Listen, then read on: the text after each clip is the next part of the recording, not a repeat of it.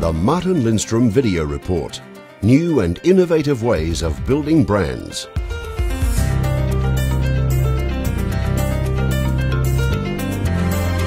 Recently, the new Mac movie was introduced here in San Francisco. The first movie ever to peer inside the fans of Apple to understand what really makes Apple the success it's shown to be over the last 10 years.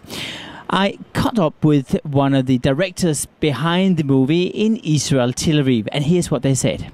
Well, what really astonished me about Apple, I mean, I was more intrigued about how this brand formed a community around it. And before doing the film, I thought it was a very synergistic relationship between Apple and the consumers. But what we found out in the film was that there is really a community and there is Apple. And although they are really correlate, in many ways they are very separate. What was the question? How's the Mac changed my life?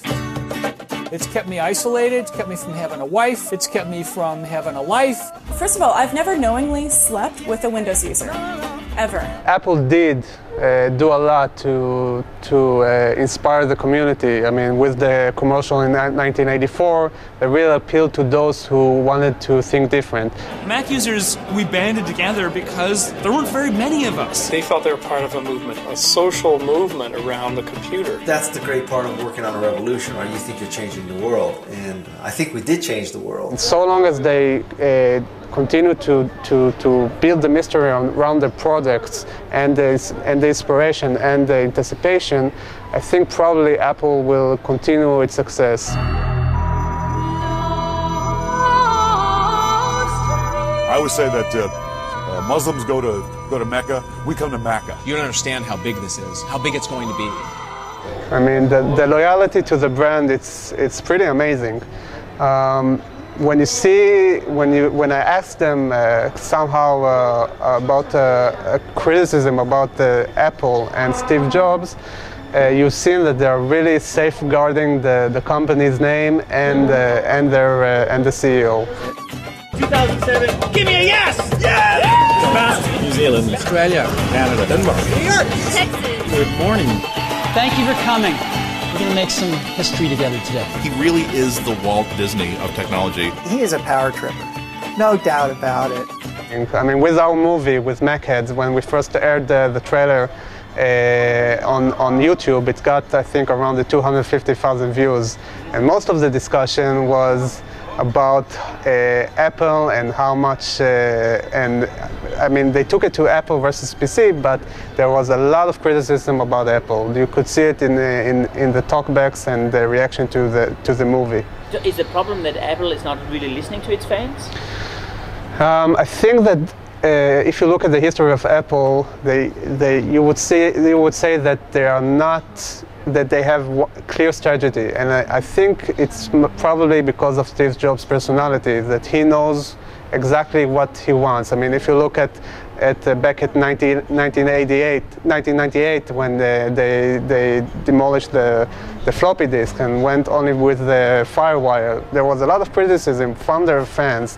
And if you see OS X replacing OS 9, also, there was a lot of criticism, but they had a clear path and clear view of what the brand is going to be and what is the innovation. And in the end, they're all right.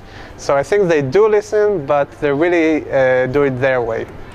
So what can we learn from the team behind MacHEAD? I think there's 3 points.